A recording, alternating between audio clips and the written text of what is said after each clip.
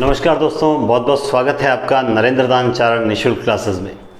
तो आज एक छोटे से टॉपिक की बार हालांकि 3-4 दिन पहले बोला गया था कि सर आप एक टॉपिक करवा दो, और वो है पदबंध। इसके अलावा 1-2 कॉल और आए थे कि सर मानक शब्द जो हैं वो कुछ लोग है ना, जो अंक हैं 1 से 100 तक गिनती हैं, उन गिनती को हिंदी में लिखने को मानक बोल रहे हैं। देखिए, वो संख्यावाची मतलब संख्या को मानक में लिखने का एक अलग तरीका है। तो वो आपको कोई सी भी संख्या उसे हिंदी में लिखना आना चाहिए। तो मैं आज आपको शब्दों के मानक रूप का थोड़ा सा कुछ स्क्रीनशॉट है, पीडीएफ है, वो दिखाऊंगा ताकि आपको थोड़ा अंदाज़ा लग जाए कि शब्दों का मानक रूप कैसे पूछा जा सकता है। दूसरा पदबंध है, वो शॉर्ट में आपको बताऊंगा और आपको समझ आ जाएगा, ये मेरी गारंटी है, कहीं कोई दिक्कत नहीं होगी। तो देखिए, सबसे पहले हम बात करते हैं कि कोई भी शब्द जब होता है ना, तो वो जब वाक्य में प्रयुक्त होता है, वाक्य में जब प्रयुक्त होता है तो वो क्या बन जाता है, तब हम उसे पद कहते हैं। इसीलिए एक टॉपिक है व्याकरण में पद परिचय, क्योंकि हम पदों का परिचय देते हैं, क्योंकि वो उसमें क्या है, पद के रूप में हो गया। जब तक स्वतंत्र है तब तक क्या है, वो शब्द है, और जैसे ही वो वाक्य में एक समाज का हिस्सा बन जाता है तब वो क्या कहलाता है, पद कहलाता है। जब वो वाक्य में प्रयुक्त होता है तो वो कहलाता है पद। और हम कर रहे हैं पदबंध। पदबंध में क्या होता है कि कई पदों के योग से मिलकर एक पद बनता है, बल्कि यूँ कह सकता हूँ कि कई पद मिलकर एक व्याकरणिक इकाई का कार्य करते हैं। ठीक है, तो वहाँ पर पदबंध होता है। कैसे होता है, क्या होता है, उसकी भी चर्चा करेंगे। पदबंध जो होते हैं वो 5 प्रकार के होते हैं। ठीक है, कुछ 8 प्रकार के बताते हैं। कुछ क्लासेस में मैंने देखा था यूट्यूब पे, वो 8 प्रकार के बता रहे थे। एक वीडियो अचानक से मेरे सामने आए, तो देखिए सब किताबें हैं, अलग अलग मत हैं, अलग अलग अध्यापकों की अलग अलग राय है। ना तो किसी पे कोई आरोप लगाना, ना प्रत्यारोप, सबकी अलग अलग थी। कुछ गलतियां मेरे से भी हो जाती है कई बार, तो उसे मैं सुधार देता हूँ। हो सकता है उन्होंने सुधार दी हो, मेरी नज़र में नहीं आई हो। तो पदबंध जो है मुख्य रूप से जो है वो 5 प्रकार के हैं। कितने प्रकार के हैं? 5 प्रकार के पदबंध हैं। आपको ध्यान देने वाली बात यह है, देखिए सबसे पहले पदबंध की बात करेंगे, संज्ञा पदबंध। किसकी बात करेंगे? संज्ञा पदबंध। अब इसमें क्या होता है, कई पद मिलकर एक व्याकरणिक इकाई का कार्य करते हैं। जैसे मैंने कहा कि सुबह, या सरल सा वाक्य लेते हैं, सरल सा वाक्य समझ आ जाएगा। सबसे तेज दौड़ने वाला बच्चा, सबसे तेज दौड़ने वाला बच्चा जीत गया। इस प्रकार से एक वाक्य बना लिया हमने सीधा। अब वहां पर एग्जाम में क्या होगा, अंडरलाइन होगी, और अंडरलाइन कहां जाके रुकेगी, यहां, इस तरह से। और आपसे पूछा जाएगा कि ये किस प्रकार का पदबंध है। घबराने की बिल्कुल जरूरत नहीं है, हम ज्यादा ज्ञानी बनेंगे ही नहीं। मैं आपको शॉर्ट में एक चीज बता दूं कि जहां जाकर आपको ये तो पता है ना कि देखिए जो विकारी और अविकारी शब्द होते हैं उसमें देखिए आपको पता है संज्ञा, आपको पता है संज्ञा क्या होती है, सर्वनाम क्या होता है, विशेषण क्या होता है, अव्यय क्या होता है, क्रिया क्या होती है, ये आपको पता होने जरूरी है। बस अगर ये आपको पता है तो फिर दिक्कत नहीं आएगी। आपको ये देखना है रेखांकित जो शब्द है वो आखिरी शब्द कौन सा है, जो रेखांकित लाइन होगी उसमें आखिरी शब्द कौन सा है। तो देखिए यहां पर सबसे तेज दौड़ने वाला बच्चा, यहां लास्ट शब्द क्या है, बच्चा। ठीक है, और देखिए सबसे तेज दौड़ने वाला, ये सारे मिलकर, ये सारे पद मिलकर एक व्याकरणिक इकाई बना रहे हैं। और वो एक व्याकरणिक इकाई क्या है, अंत में जो बच्चा है, इसमें व्याकरण की कौन सी कोटि है, इसमें हम देखेंगे, इसमें क्या है, संज्ञा है। लास्ट शब्द क्या है, संज्ञा। तो यहां पे कौन सा पदबंध हो जाएगा, संज्ञा पदबंध हो जाएगा। यानी आपको तो आखिरी जो शब्द है ना उस पर गौर करना है। देखिए इससे टफ क्वेश्चन बन सकते हैं, ठीक है, लेकिन जितने टफ, मैंने 1-2 जगह देखे हैं कि टफ क्वेश्चन, बहुत अच्छे क्वेश्चन बनाए हुए थे, टफ थे, लेकिन इतना डीप जाने की जरूरत भी नहीं है, ऐसा क्वेश्चन पूछा भी नहीं जाएगा आपको। तो इस हिसाब से क्वेश्चन पूछा जाएगा, पदबंध का क्वेश्चन पूछा गया तो इस हिसाब से पूछा जाएगा। घबराने की जरूरत नहीं, 4 ऑप्शन होते हैं, आराम से देख के अंदाजा लगा लोगे, ये मेरा आपसे वादा है। ठीक है, दूसरा एग्जाम्पल देखिए, दूसरा एग्जाम्पल देखिए, मैं बताता हूँ आपको। हालांकि मैं 8-8, 10-10 लिख के लाया हूँ बढ़िया से, ताकि आपको समझ आ जाए। जैसे जैसे जैसे जैसे, हाँ ये ठीक है। दूसरा देखिए, परिश्रम करने वाले छात्र अवश्य सफल होते हैं, सफल होते हैं। अब यहां पर अंडरलाइन कहां होगी, यहां आकर रुकेगी। जहां आकर रुकी वो आखिरी शब्द देखिए व्याकरण की कोटि कौन सी है, बस इतना आप अगर पहचान लिया तो पदबंध का क्वेश्चन गलत होता नहीं। पदबंध और पद परिचय के क्वेश्चन गलत कभी नहीं होते हैं, घबराने की जरूरत नहीं है। 100% आपकी तैयारी बहुत अच्छी है, सिलेक्शन हो जाएगा।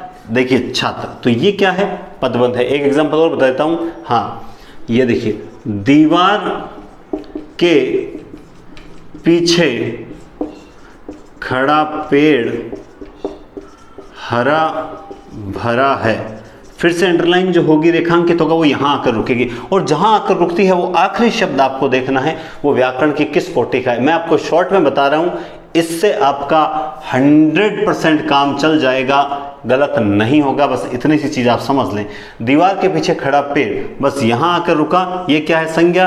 तो इसका मतलब इसमें कौन सा पदबंध है, ये संज्ञा। क्योंकि ये दीवार के पीछे खड़ा किसके लिए आए, ये पेड़ के लिए आए। किसके लिए आए, पेड़ के लिए। तो ये कौन सा पदबंध कहलाएगा, ये संज्ञा पदबंध। और भी बहुत से, मामा जी द्वारा दिया गया पेन मुझे अच्छा लगता है, तो मामा जी द्वारा दिया गया पेन, यहां रोकोगे तो यहां पे क्या हो जाएगा, संज्ञा पदबंध हो जाएगा। अब देखिए, हाँ, अब दूसरा पदबंध जो है वो है सर्वनाम पदबंध। बस आप तो एग्जाम्पल देखते जाइए, आप खुद समझ जाएंगे। और एग्जाम्पल ऐसे ही हैं जो एग्जाम में आने के लायक। सर्वनाम में जैसे हमने कहा, बहुत बोलने वाले तुम, बहुत बोलने वाले तुम, बहुत बोलने वाले तुम, हाँ ये ठीक है। आज चुप क्यों हो, बहुत बोलने वाले तुम आज चुप क्यों। अब अंडरलाइन कहां होगी, यहां आके अंडरलाइन रुकी, और रुकते यहां अंतिम शब्द क्या है, तुम। तो बात समझ आ गई, तुम क्या है, व्याकरण। भाई बहुत बोलने वाले, ये तीनों पद किसके लिए आए हैं, तुम के लिए आए हैं। काफी व्याकरण जो पद हैं वो मिलकर एक व्याकरणिक इकाई का कार्य करते हैं। तो बहुत बोलने वाले तुम, यहां आकर अंडरलाइन रुकी, और जहां रुकी वो अंतिम शब्द क्या है, वो सर्वनाम है। तो ये सर्वनाम पदबंध कहलाएगा। जैसे वो एक एग्जाम्पल और देखते हैं। हाँ, धर्म का उपदेश देने वाले आप, धर्म का उपदेश देने वाले आप स्वयं, या रुकिए, आप क्यों बहस कर रहे हो, मान लो एग्जाम्पल। और अंडरलाइन कहां जाके रुकेगी, यहां आके अंडरलाइन रुकी। आखिरी शब्द आपको देखना है वो क्या है, आप। तो धर्म का उपदेश देने वाले आप पे आके रुकी, और आप क्या है, आप जो है वो है सर्वनाम। दूसरा एक चीज ये नोटिस कर लेना कि जो ये सारे पद मिलकर है ना, वो किसके लिए आ रहे हैं, इसके लिए आ रहे हैं। कौन है यहाँ है सर्वनाम। सर्वनाम है, इसका मतलब यहाँ पे कौन सा पदबंध कहलाएगा, सर्वनाम पदबंध कहलाएगा। जैसे एक एग्जाम्पल और देख लेते हैं। मैदान में खड़ा वह क्या कर रहा है। अब कुछ कहेंगे गुरुजी आप तो किताब में देख, किताब नहीं है भाई, मेरे नोट्स हैं, और उसमें से ही जो है वाक्य हैं, ताकि आपको ऐसे वाक्य दूं जो सोचने की जरूरत न पड़े, और क्लास 30 मिनट से ज़्यादा ना हो और आपका फ़ायदा अधिक हो। इसलिए मैदान में खड़ा वह क्या कर रहा है, अंडरलाइन कहाँ तक होगी, यहाँ तक होगी। अंतिम शब्द कौन सा है, अंतिम शब्द है वह। मैदान में खड़ा वह, तो इसका मतलब वह क्या है, वह है सर्वनाम। तो क्लियर सी बात है, सर्वनाम है, इसका मतलब इसमें कौन सा पदबंध है, सर्वनाम पदबंध है। तो घबराने की बिल्कुल भी जरूरत नहीं है। देखिए आप लोगों ने मुझ पे बहुत विश्वास किया, और मैंने आपके विश्वास को तोड़ा भी नहीं है, विश्वास पे खरा उतरा हूँ, ठीक है। और यही कारण है कि आज भी एक स्टूडेंट जो हैं उन्होंने एक इच्छा, कल रात को एक मैसेज किया था कि सर रीट का एग्ज़ाम देने से पहले एक बार आपसे मिलना ज़रूर चाहेंगे। और मैंने सोचा था 2-4 स्टूडेंट जो हैं उन्होंने कहा था तो स्टेटस लगाएं, फिर लगेगा कि ज़्यादा पब्लिसिटी कर रहा हूँ, या फिर कुछ जो हैं वो कहेंगे गुरुजी सस्ती लोकप्रियता। अरे सस्ती, मुझे लोकप्रियता की आवश्यकता नहीं है, ये मेरा शौक़ है, मेरी रुचि है, इसलिए न तो मैं किसी पे लांछन लगाता हूँ। हाँ, जब मुझे कोई गलत बोलता है तो मैं बोले बिना भी नहीं रखता, अगर अपने ऊपर आ रही है तो मैं धक्का जरूर दूंगा, तो वो इसमें कोई दो राय की बात नहीं है। तो सस्ती लोकप्रियता की कोई बात नहीं है। उन्होंने इच्छा प्रकट की, आज वो घर पे मिलने आए, और उन्होंने बड़ी मतलब उन्हें अच्छा लगा। चलो मेरे तो यही है कि स्टूडेंट खुश रहना चाहिए, और यही कारण है कि वो घर पे मिलने आए, अच्छा लगा। और वो कहते हैं ना कि एग्ज़ाम से पहले ही मिठाई लेके आए कि सर बस अब मुझे लगता है कि आप मेरा एग्ज़ाम अच्छा हो जाएगा। तो मुझे खुशी है कि अगर मेरे कारण कोई प्रसन्न होकर जा रहा है और उसका कॉन्फिडेंस बढ़ता है तो ये बहुत अच्छी बात है। मैं हार्दिक कहते हैं शुभकामनाएं देता हूँ आपको, और बहुत बहुत कहते हैं कि दिल से प्रार्थना करता हूँ मातेश्वरी से कि आप सभी मेहनतकश विद्यार्थियों का सिलेक्शन हो, और सिलेक्शन के बाद आप ज़रूर मुझसे मिलना है। मुझे बड़ी खुशी होगी, उस दिन मिठाई मेरी तरफ से होगी।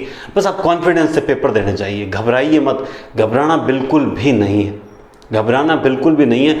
आराम से पेपर दीजिए। और मैं कल की डेट में आपको एक कुछ अंतिम क्लास लूँगा कल 23 तारीख को, और बहुत ही कुछ 5-7 चीज़ें आपको बताऊँगा जो पेपर में विशेष ध्यान दे लेना, मेरा निवेदन है, विशेष ध्यान देना। और एक मोटिवेशनल स्पीच के साथ कल हम इस रीट के अभ्यर्थियों को विदाई देंगे। तो आप सभी से अनुरोध है कि आप ज़्यादा से ज़्यादा इस वीडियो को शेयर करें, सब्सक्राइब कराएं, लाइक करें और शेयर बहुत करें। ये अंतिम बार आपसे कह रहा हूँ रीट के लिए कि आप ज़्यादा से ज़्यादा वीडियो को शेयर ज़रूर करें, ठीक है। तो कल ज़रूर वीडियो ज़रूर देखना, आज का तो देखना ही है, ऐसा नहीं आज का नहीं देखो अब चले जाओ, जाना मत, रुक जाइए। अब तीसरा हम कर रहे हैं विशेषण पदबंध। विशेषण पदबंध, देखिए विशेषण पदबंध सेम जैसे वो अंडरलाइन कहाँ आकर रुकती थी, संज्ञा पे, सर्वनाम पे, वैसे ही विशेषण पे। जैसे यहाँ पे विशेषण पे लिख रखा है कि शेर की तरह दहाड़ने वाले तुम आज भाग कैसे गए, ठीक है। अब देखिए रेखांकित यहां तक होगी, रेखा जो होगी वो यहां होगी, अंडरलाइन जो होगी वो यहां तक ही होगी, उसके बाद अंडरलाइन नहीं होगी। इसका मतलब अगर ये अंडरलाइन यहां तुम तक आ जाए तब तो ये सर्वनाम पदबंध हो जाएगा, लेकिन अंडरलाइन कहां है, शेर की तरह दहाड़ने वाले, बस यहीं तक अंडरलाइन। इसका मतलब ये सारा क्या है, ये सारा विशेषण है, और विशेषण किसके लिए आया है, ये तुम के लिए आया है, लेकिन अंडरलाइन कहां तक है, केवल विशेषण पर अंडरलाइन है। तो इसका मतलब अगर हमसे पूछ लिया जाए इसमें कौन सी है, तो इसमें हम कहेंगे विशेषण पदबंध है, बिल्कुल, क्योंकि रेखा कहां है, सिर्फ विशेषण पे है, सर्वनाम को इसमें ऐड नहीं किया गया। जैसे एक एग्जांपल और देखिए कि हाँ, मेरे घर के सामने वाला मकान बिक रहा है। अब उस मकान की क्या विशेषता है, मेरे घर के सामने वाला, 90% की बात कर रहा हूं मैं, पूरी 100% की बात नहीं कर रहा हूं। 90%, 90% क्या होता है कि जो इस प्रकार के पदबंध होते हैं ना, उसमें लास्ट ये वाला शब्द आ ही जाता है। 90%, 100% नहीं, 10% अभी तक भी कुछ और है, मैं एक एग्जांपल आपको बता दूंगा अभी। तो मेरे घर के सामने वाला, यहां तक अंडरलाइन होगी, यहां तक अंडरलाइन है तब तो ये क्या है, विशेषण पदबंध है। मान लो ये अंडरलाइन इस मकान तक आ जाए तब क्या हुआ, आखिरी शब्द क्या हो गया, संज्ञा हो गई, तब ये संज्ञा पदबंध हो जाएगा। लेकिन अंडरलाइन कहां तक है, केवल यहां तक है, मेरे घर के सामने वाला, विशेषण पर अंडरलाइन है, इसका मतलब यहां पे कौन सा पदबंध है, ये विशेषण पदबंध है। अब जैसे वो मैं एक एक्स्ट्रा एग्जाम्पल बताने वाला था, वो ये क्या है, देखिए वो इस तरह से है, हाँ, राधा बहुत, या सीधा राधा सुशिक्षित सुंदर लड़की है, ठीक है। ये सुशिक्षित सुंदर, ये अब कई दिमाग बोलता है कि सर ये राधा लड़की, अब यहां पे अंडरलाइन कैसे होगी, यहां तक होगी। इसका मतलब ये सुशिक्षित सुंदर किसकी विशेषता है। अच्छा ये चीज छोड़िए, अब आप कुछ लोग कंफ्यूज होंगे कि सर ये राधा भी तो ऐड हो गया, ये संज्ञा नहीं है क्या।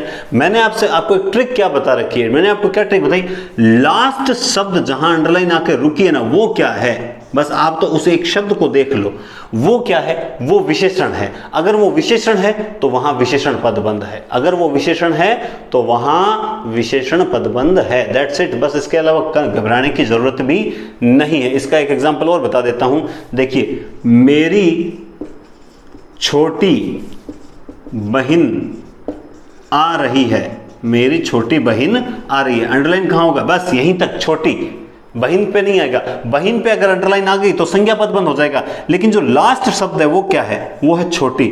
छोटी है, इसका मतलब ये क्या, विशेषण है, तो फिर विशेषण पदबंध है, घबराने की बिल्कुल भी जरूरत नहीं है, बात मेरी समझ आ गई होगी, बिल्कुल भी घबराने की ज़रूरत नहीं है। बस ये चीज़ अगर आपके समझ में आ रही है तो आप विशेषण पदबंध गलत नहीं करोगे। तो 3 पदबंध बता दिए मैंने। चौथा पदबंध देखिए, बिल्कुल मैं आपको बहुत आसान तरीके से बता रहा हूँ और मेरा मानना है कि आपके उसके बाद गलत भी नहीं होंगे। चलिए अगला है क्रिया पदबंध। चौथा जो पदबंध है वो है क्रिया। चौथा जो है वो क्रिया पदबंध है, वो क्रिया पदबंध है। ठीक है, अब देखिए जैसे, हाँ चलिए, वह दूध पीकर सो गया। वह दूध पीकर सो गया है, ये अंडरलाइन। अब इसमें क्या होगा, इसमें इस तरह से अंडरलाइन होगी। अब इसमें इस तरह से अंडरलाइन होगी तो आपको देखने में बिल्कुल भी मतलब क्या कहते हैं समय नहीं लगेगा, क्योंकि जब क्रिया पे आ गया तो वहां पे क्या है, ये सारी सो गया है, ये क्या है, ये क्रिया है, तो ये क्रिया पदबंध ही होगा। और इसमें इसी प्रकार से एग्जाम्पल है, जैसे एग्जाम्पल अपन लिखते हैं, कोई नया लिखते हैं, हाँ, सुरेश डूब गया। अब अंडरलाइन यहाँ है, तो अब पूछ लिया जाए कौन सा पदबंध है, तो क्रिया पदबंध है, क्योंकि रेखांकित शब्द क्या है, क्रिया है। जैसे इसमें कोई अच्छा सा एग्जाम्पल नहीं दिया, ठीक है। जैसे और देखते हैं क्रिया पदबंध का, हाँ ऐसी क्रिया लेते हैं, साथ में 2 क्रियाएं हैं, हम खा पी चुके हैं, और अंडरलाइन होगी यहाँ पर। और आपसे पूछ लिया जाए कौन सा पदबंध है, तो हम क्या बताएंगे, यहाँ पर क्रिया पदबंध है, क्योंकि रेखांकित कौन किसको किया गया है, वो क्रिया को किया गया है। बस यही चीज आपको पहचाननी है। और निश्चित रूप से संज्ञा, सर्वनाम और विशेषण से तो बहुत अलग पदबंध है ये, तो फिर घबराने की तो जरूरत ही नहीं है। और अंतिम जो है पदबंध है उसका नाम है क्रिया विशेषण पदबंध। कौन सा क्रिया, बस कंफ्यूज होगे तो आप क्रिया और क्रिया विशेषण पदबंध में हो सकते हो, लेकिन हम कंफ्यूज नहीं होंगे। क्यों, क्योंकि एग्जाम्पल मैं आपको बताने जा रहा हूं, क्रिया विशेषण पदबंध। ध्यान से समझिएगा, छोटी सी क्लास है पर काफी सार्थक सिद्ध होगी। हाँ देखिए, क्रिया विशेषण पदबंध किस प्रकार से चलेंगे।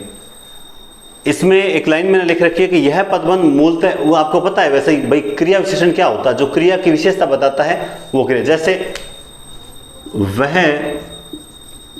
सोते सोते चलता है। अब इसमें आपको पता है चलने की विशेषता क्या, सोते सोते, इस पे अंडरलाइन किया हुआ होगा और आपको बताना है कि कौन सा पदबंध है। तो आपको पता है क्रिया की विशेषता बता रहा है ये शब्द, इसका मतलब ये क्या है, क्रिया विशेषण है, और वो पूछ प्रश्न में पदबंध ही रहा है, तो आपको बताना है कि भाई हाँ ये क्रिया विशेषण पदबंध है। जिसको क्रिया विशेषण आता है ना, वो क्रिया विशेषण पदबंध गलत नहीं करेगा। जैसे एक बढ़िया सा एग्जाम्पल बताता हूं, हाँ, वह धीरे धीरे बतियाते हैं। वे धीरे धीरे बतियाते हैं, अंडरलाइन कहाँ होगी, धीरे धीरे पे, वो बातें कर रहे हैं। बतियाना क्रिया हो गया ना, बात संज्ञा से क्रिया बनी है बतियाना, बात से बतियाना बनी। अब वो बतिया कैसे रहे, वो धीरे धीरे, इसका मतलब धीरे धीरे क्या है, क्रिया विशेषण है। तो क्रिया विशेषण, तो क्रिया विशेषण पदबंध है, घबराने की बिल्कुल भी जरूरत नहीं। जैसे और बताता हूं, हाँ, अंधेरा हो जाने से पहले घर आ जाना। अंधेरा हो जाने से पहले घर आ जाना। अब अंडरलाइन कहाँ होगी, यहां तक होगी। और अंतिम शब्द क्या है, पहले। पहले किस में आता है, क्या संज्ञा में आता है, क्या सर्वनाम में आता है, क्या विशेषण में आता है, नहीं, ये तो है कालवाचक क्रिया विशेषण। इसका मतलब घर हो, अंधेरा हो जाने से पहले आ जाना। ये आने की विशेषता क्या है, अंधेरा हो जाने से पहले। तो यहां पे ये लास्ट शब्द, इसीलिए बोल रहा हूं लास्ट शब्द पे गौर करना। और लास्ट शब्द क्या है, क्रिया विशेषण। तो हम यहां पे क्या करेंगे, क्रिया विशेषण पदबंध है। एक वाक्य और देख लीजिए, ताकि जैसे वह बात बात पर रोने लगता है, रोने लगता है। अब मान लो अंडरलाइन यहां पर है, बात बात पर रोने की क्या विशेषता है, वो बात बात पर रोता है ना, घड़ी घड़ी, रोज रोज। तो ये इस प्रकार से क्या आ जाए, तो ये क्रिया विशेषण होता है। अब इसको संज्ञा नहीं करोगे आप कि नहीं बात में संज्ञा होती, ऐसे शब्द जो होंगे वो संज्ञा पदबंध में कभी नहीं आएंगे, घबराना मत। मैं इसके ज्यादा एग्जाम्पल बता रहा हूं। जैसे कोई एक अच्छा सा, हाँ,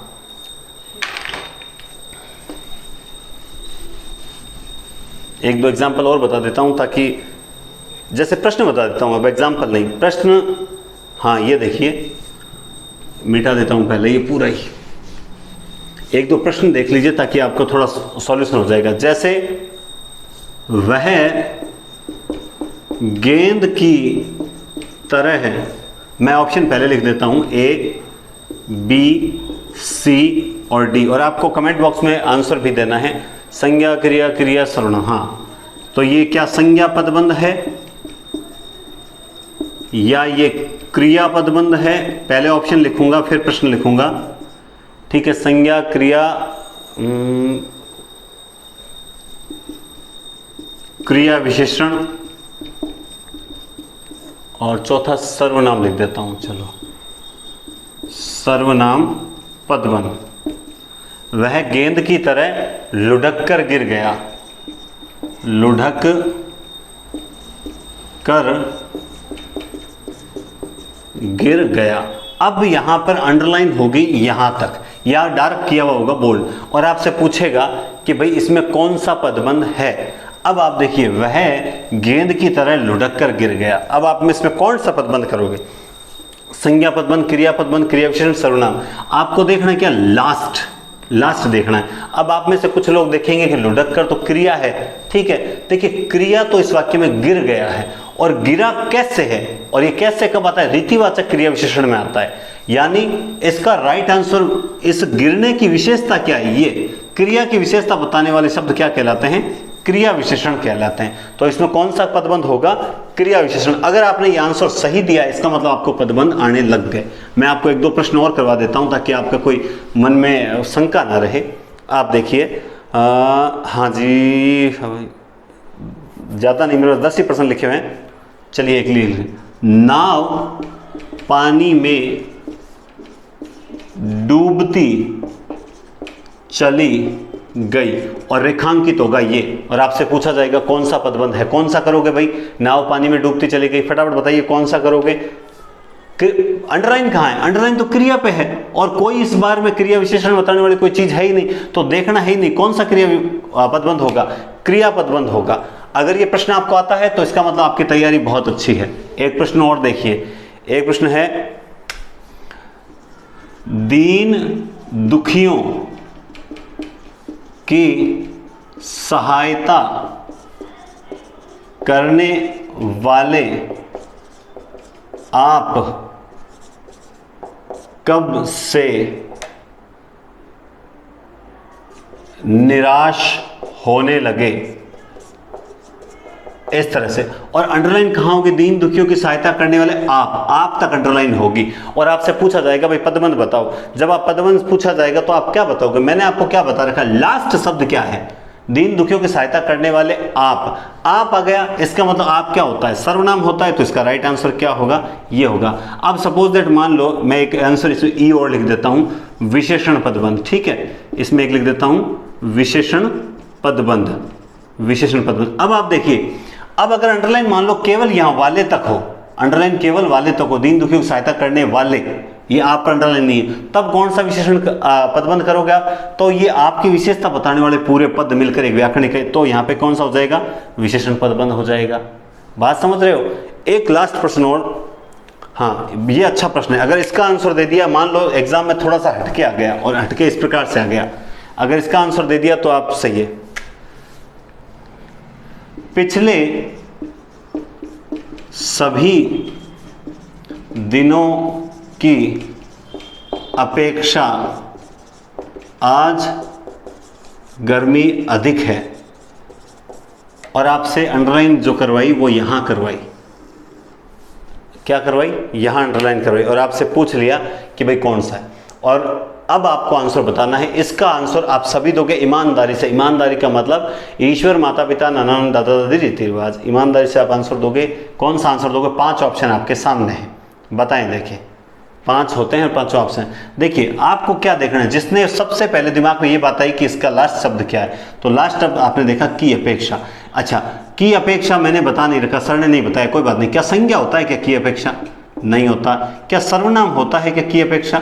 नहीं होता। क्या की अपेक्षा विशेषण होता है क्या? नहीं होता। क्या की अपेक्षा क्रिया विशेषण होता है क्या, और क्या क्रिया होता है क्या? आपको पता है क्रिया तो नहीं होता, क्रिया तो अधिक है होना, ये है क्रिया। तो यहाँ पे लास्ट में बचा कौन? क्रिया विशेषण। तो इसका राइट आंसर क्या होगा? क्रिया विशेषण। बस यही तो पदबंध है। और पदबंध कोई विशेष, कोई सींग पूछ लगा हुआ कोई भूत थोड़ी है जो हम घबरा जाएं। और हम पिछले 3, 4, 5, 6, 7, 8, 9, 10 साल भर से तैयारी कर रहे हैं। व्याकरण में ऐसा क्या बचा जो हमने नहीं पढ़ रखा हो? आत्मविश्वास और धैर्य ही आपका सिलेक्शन करवाएगा, इसके अलावा कोई भी आपका सिलेक्शन नहीं करवा सकता। हिम्मत रखिए और आपकी तैयारी बहुत अच्छी है। इतने समय से आप तो मुझसे जुड़े हुए हो, तो लगभग 6-7 महीने से मैं आपको देख रहा हूँ तैयारी कर रहे हो, तो दुनिया की कोई ताकत नहीं जो आपका सिलेक्शन रुकवा दे। बस थोड़ा सा स्मार्टली करना। और कल मैं आपको लास्ट बताऊंगा कि किस प्रकार से आपको पेपर हैंडल करना है। हो सकता है मेरी ये लास्ट जो मोटिवेशन है ये आपके लिए बहुत गुणकारी सिद्ध हो, बहुत महत्वपूर्ण सिद्ध हो, और आपका सिलेक्शन में चाहे 5 क्वेश्चन का इजाफा करे, लेकिन ये गारंटी इजाफा जरूर करेगा। इसलिए कल की क्लास जरूर देखें।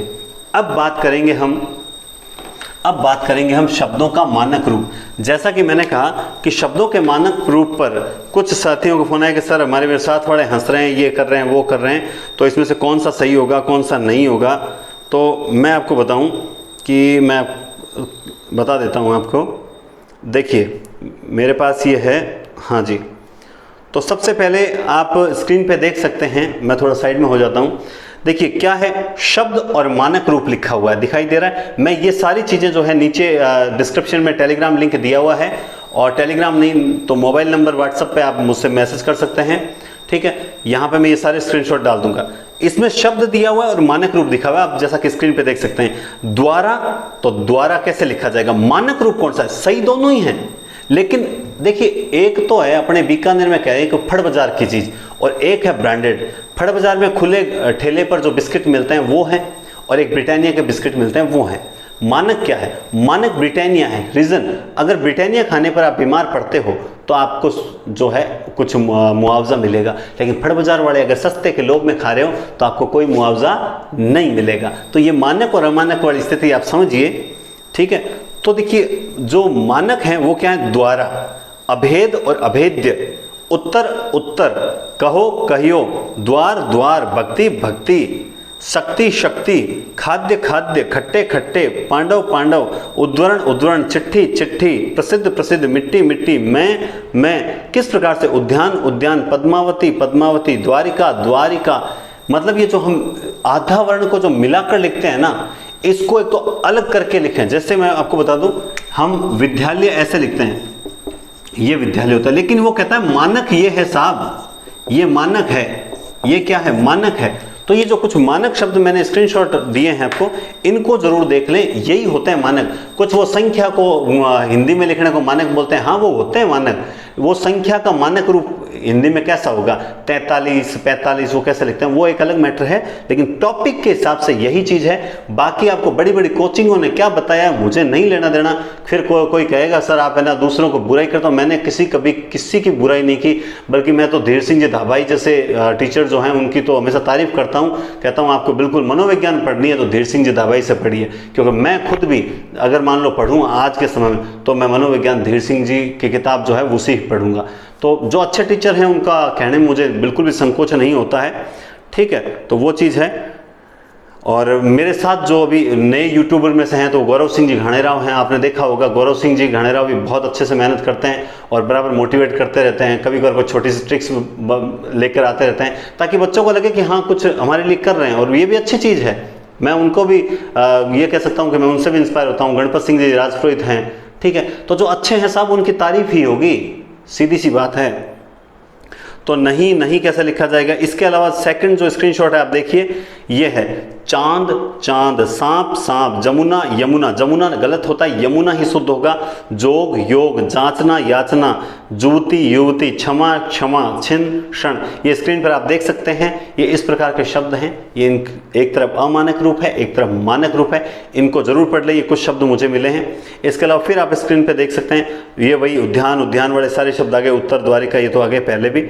इसके अलावा ये देखिए अचरज आश्चर्य, कलेश क्लेश, जतन यतन का होगा यत्न, कारज का होगा कार्य काम, आखर का होगा अक्षर, भगत का होगा भक्त, माखी का होगा मक्खी, धुनी का होगा ध्वनि, सिगरे का सब या सभी, ये इसके मानक रूप हैं। तो आपको ये मानक रूप अगर पता है तो बिल्कुल सही होंगे। बस एक बात ध्यान रखना, इस प्रकार से जब कभी कोई शब्द में आधा और पूरा वर्ण मिला के लिखा हुआ है तो याद रखना जो मानक रूप होगा, जैसे मान लो उद्यान ऐसे लिखा हुआ है सब, ठीक है, उद्यान ऐसे लिखा हो तो ध्यान रखना उद्यान जो है वो ये शुद्ध माना जाएगा। बस आपको उस आधे वर्ण को अलग लिखना है। दूसरा, जैसे हिंदी है तो इसमें अनुस्वार को शुद्ध माना जाता है, यानी ऊपर अनुस्वार को बना के लिखिए, ये शुद्ध माना जाएगा। तो ये कुछ मानक रूप है, बस यही होता है मानक रूप, और कुछ नहीं होता है। फालतू आपको मिसगाइड किया जा रहा है। और अब लास्ट 2 दिन बचे हैं, इसलिए ये इंपॉर्टेंट लगा मुझे तो मैंने आपको बता दिया। अब रही बात, ये टेलीग्राम में डाल दूंगा मैं, स्क्रीनशॉट आप वहाँ से देख लीजिएगा। और इसके अलावा रही बात ये है कि क्या कहते हैं, फेसबुक पर भी डाल दूंगा वैसे मैं। हाँ, एक शक्ति सिंह जी राठौड़ ने मुझे मैसेज किया था कि सर आप है ना अपने जो नोट्स हैं, PDF नोट्स हैं शिक्षण वीडियो के, उनको हाथ में लेकर फटाफट रिवीजन करवा दो। देखो उसके लिए कम से कम 2-1 घंटे की क्लास चाहिए। और अब वैसे भी कल से 24 तारीख से अधिकतर स्टूडेंट सफ़र में स्टार्ट हो जाएंगे, तो मैं चाहता हूँ कि अब इतना समय नहीं है, आप धैर्य धारण कीजिए, उनकी एक रीडिंग लगा लीजिए, खुद ही रीडिंग लगा लीजिए, वो ज़्यादा बेस्ट रहेगा। और इसके अलावा जो है अब जितना पढ़ रखा है उसे रिवीजन कर लीजिए। आज संस्कृत पढ़ लीजिए या हिंदी की शिक्षण विधियाँ। अब ये कॉन्सेप्ट वाले क्वेश्चन मत पढ़िए, ये आपको अब आते हैं। अब शिक्षण विधियाँ पढ़ लीजिए एक बार सारी, 55 क्वेश्चन, 55 नंबर के लगभग हैं शायद, है ना, 15, 30, 55 क्वेश्चन हैं शिक्षण विधियों के लगभग। तो आप अब शिक्षण विधियाँ बढ़िया तरीके से पढ़ लीजिए एक बार, एक दिन संस्कृत, एक दिन हिंदी या इंग्लिश जो भी है आपकी, और एक दिन सामाजिक की। और मनोविज्ञान तो 3 दिन है, तो 3 दिन में सुबह सुबह एक बार रिवीजन कर लीजिए। बस इससे ज़्यादा फालतू अब दिमाग मिसगाइड मत कीजिए। और 26 तारीख को सुबह कुछ नहीं पढ़ना है, 25 को रात को जब किताबों को एकदम हाथ जोड़ के और सोइए कि बस अब तो 26 को पेपर ही देंगे, आराम से फ्रेश माइंड होकर पेपर दीजिएगा। कल हम इस पर थोड़ी सी बात करेंगे, 4-5 चीज़ें मैं आपको ऐसी बताऊंगा जिन पर फोकस कर लिया तो यकीन मानिए, ज़्यादा नहीं कहूँगा, 5 क्वेश्चन का आपको इजाफा होगा। ज़्यादा नहीं कहूँगा, 5 क्वेश्चन का इजाफा होगा। कल एक मेरी जो अंतिम आपको जो विदाई दे रहा हूँ मैं बेस्ट विशेष के साथ, उसे आप ज़रूर देखिए। ठीक है दोस्तों, तो बहुत बहुत धन्यवाद और शुभ रात्रि।